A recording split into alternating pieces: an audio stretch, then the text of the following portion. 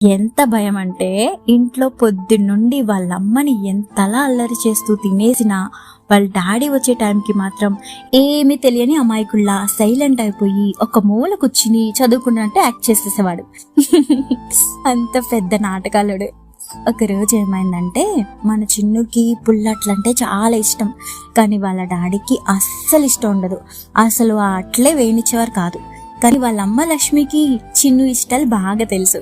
అందుకే ఆ అట్ల పిండిని వాళ్ళ ఆయనకి తెలియకుండా ఒక బియ్యపు డబ్బాలో దాచిపెట్టి నైట్ వాళ్ళ డాడీ పడుకున్నాక చిన్నుని కిచెన్లోకి తీసుకెళ్ళి ఒక చిన్న లైట్ వేసి చిన్నుని అక్కడే ఒక పీట మీద కూర్చోపెట్టి చిన్నుకి కబుర్లు చెప్తూ పుల్లట్లు వేసి తినిపిస్తూ మురిసిపోయేవారు.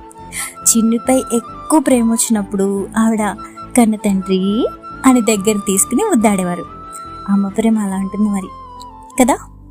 ప్రతి కొడుక్కి వాళ్ళ అమ్మే first friend, first teacher, first trainer, first God అన్ని కదా.